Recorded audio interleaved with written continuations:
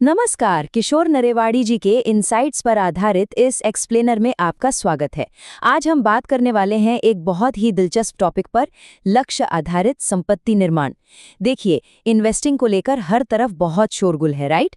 लेकिन आज हम इस शोर को थोड़ा साइड में रखेंगे और एक ऐसे पक्के ब्लूप्रिंट को डिकोड करेंगे जो हमारे पैसों को एक सही और क्लियर डायरेक्शन देता है। तो चलिए, बिना देरी किए शुरू करते हैं। अब इमेजिन कीजिए, मार्केट में अचानक उथल-पुथल मच गई है और पोर्टफोलियो का ग्राफ एकदम लाल दिखने लगा है। ऐसे में घबराहट होना बहुत ही नॉर्मल है। लेकिन यहाँ एक बड़ा सवाल उठता है, क्या हमारे इन्वेस्टमेंट्स किसी खास लाइफ गोल से जुड़े हैं या फिर ये बस हाई रिटर्न्स के पीछे एक अंधी दौड़ है? सच कहूँ तो बिना किसी सॉलिड पर्पस के फाइनेंशियल डिसीजंस लेना एक बहुत ही खतरनाक गेम हो सकता है। जब मार्केट गिरता है ना, तो यही बिना लक्ष्य वाली इन्वेस्टिंग सबसे ज्यादा स्ट्रेस और नुकसान की वजह बनती है। ओके, तो चलिए इस प्रॉब्लम के अल्टीमेट सॉल्यूशन की तरफ बढ़ते हैं। ओरिजिनल टेक्स्ट में एक बहुत ही सटीक मराठी टर्म यूज किया गया है, ध्येय आधारित गुंतवणूक, यानी गोल बेस्ड इन्वेस्टिंग। अब ये सिर्फ कहीं भी पैसे लगा देने का नाम नहीं है, ये एक पूरा सिस्टम है। ये अप्रोच हमारे इन्वेस्टमेंट्स को लाइफ की अलग अलग स्टेजेस और ज़रूरतों के साथ लिंक करता है। इसका सीधा सा मतलब है फाइनेंशियल कंफ्यूजन को आउट करना, रिस्क को बैलेंस करना और एक स्ट्रिक्ट डिसिप्लिन लाना। बेसिकली ये हमारे भटके हुए इन्वेस्टमेंट्स को एक क्लियर और एक्शनेबल रास्ता दिखाता है। अब आते हैं असली प्रॉब्लम की जड़ पर। होता क्या है कि जब पैसों का असली पर्पस हमारे दिमाग से निकल जाता है, तब एंट्री होती है इमोशनल इन्वेस्टिंग की। जब पूरा फोकस सिर्फ इस बात पर हो कि रिटर्न कितना मिल रहा है और इस बात पर बिल्कुल नहीं कि वो पैसा फ्यूचर में रिटायरमेंट के लिए है या बच्चों की पढ़ाई के लिए, तब शॉर्ट टर्म मार्केट वॉलेटिलिटी में एक बहुत बड़ी गलती हो जाती है। और वो गलती है पैनिक सेलिंग, यानी घबराहट में आकर नुकसान में ही सब कुछ बेच देना। ये एक ऐसा साइकोलॉजिकल ट्रैप है जिसमें अक्सर लोग फंस जाते हैं, क्योंकि उनका पैसा किसी खास ध्येय या पर्पस से मजबूती से बंधा नहीं होता। अब जरा इस बिफोर एंड आफ्टर वाले ट्रांसफॉर्मेशन को देखते हैं। एक तरफ है इमोशनल इन्वेस्टिंग का स्ट्रेस और पैनिक, जो बिना सोचे समझे मार्केट के हर उतार चढ़ाव पर रिएक्ट करने का नतीजा है। और दूसरी तरफ है फाइनेंशियल डिसिप्लिन वाली एकदम गहरी शांति। ये वो शांति है जो कंसिस्टेंट और ऑटोमेटेड एसआईपी से आती है। मार्केट चाहे ऊपर जाए या नीचे, ये दूसरी अप्रोच हमेशा शांत, स्टेबल और अपने गोल पर पूरी तरह से फोकस्ड रहती है, एकदम रिलैक्स्ड। तो इस तरह की फाइनेंशियल शांति अचीव करने की स्ट्रैटेजी आखिर है क्या? इसका जवाब है कस्टमाइज्ड एसेट एलोकेशन। और नहीं, ये कोई रातों रात होने वाला मैजिक नहीं है। ये बहुत ही शांत दिमाग से तय करने का प्रोसेस है कि हमारी इन्वेस्टमेंट को उस रियल गोल की टाइमलाइन के साथ कैसे मैच किया जाए।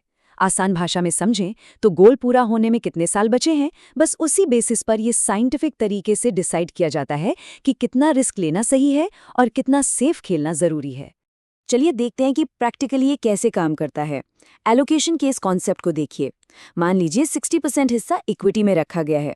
ये वो इंजन है जो लॉन्ग टर्म ग्रोथ को तेजी देता है, और बाकी का 40% हिस्सा है डेट या बॉन्ड्स में। ये क्या करता है? ये शॉर्ट टर्म के लिए एक बहुत ही सॉलिड सेफ्टी नेट का काम करता है। तो लॉजिक बिल्कुल क्लियर है। इक्विटी से पोर्टफोलियो को ग्रोथ की एनर्जी मिलती है, जबकि डेट ये इंश्योर करता है कि अगर मार्केट अचानक क्रैश भी हो जाए तो भी हमारे पास वाले गोल्स के लिए पैसा एकदम सेफ रहे। तो सबसे क्रूशियल पॉइंट ये है कि इन बातों को रियल लाइफ में कैसे उतारा जाए।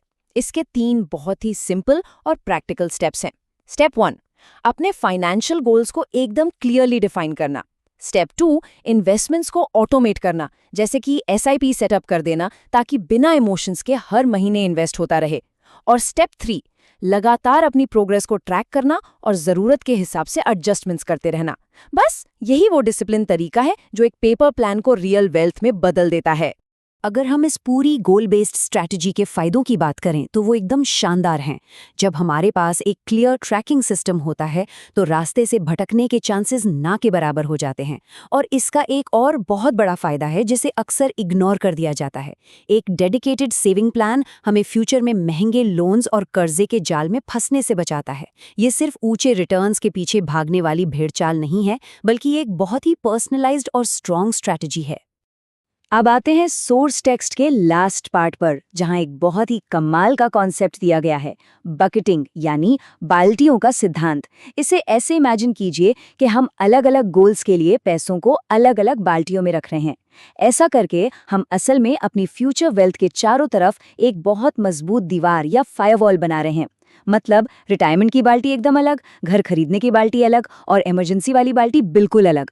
और सबसे जरूरी बात, एक बाल्टी का पैसा दूसरी बाल्टी में बिल्कुल मिक्स नहीं होना चाहिए। ये जो कोट है ना, ये इस पूरी फिलॉसफी का एकदम परफेक्ट निचोड़ है। इन्वेस्टमेंट्स को अलग अलग ग्रुप्स में बांटकर हम उस पैसे को बचा लेते हैं जो लॉन्ग टर्म सपनों के लिए था, ताकि वो अचानक आई शॉर्ट टर्म जरूरतों पर खर्च ना हो जाए। ये सुनने में सिंपल लग सकता है, लेकिन ये बहुत ही डीप थॉट है। अक्सर होता यह है कि एक नई कार या हॉलिडे ट्रिप जैसी तुरंत वाली इच्छाओं के चक्कर में लोग अपने फ्यूचर के सपनों की बलि चढ़ा देते हैं। लेकिन ये अनुशासित बकेटिंग वाली स्ट्रैटेजी इस आदत पर पूरी तरह से ब्रेक लगा देती है। तो इस एक्सप्लेनर के एंड में एक बहुत ही पावरफुल सवाल सामने आता है। क्या अब वो टाइम नहीं आ गया है कि हम मार्केट रिटर्न्स के पीछे की ये अंधी दौड़ बंद करें और एक स्ट्रक्चर्ड पर्पस के साथ इन्वेस्टिंग शुरू करें? किशोर नरेवाड़ी जी के इनसाइट्स ने ये तो बिल्कुल शीशे की तरह साफ कर दिया है कि वेल्थ क्रिएट करना कोई तुक्के का खेल नहीं है, बल्कि एक सोचे समझे ब्लूप्रिंट का रिजल्ट है। ये सिर्फ बैंक बैलेंस बढ़ाने के बारे में नहीं है, बल्कि लाइफ के रियल गोल्स को हकीकत में बदलने के बारे में है। इन बातों पर जरूर सोचिएगा, यही डिसिप्लिन हमारी फ्यूचर की सच्ची सिक्योरिटी है।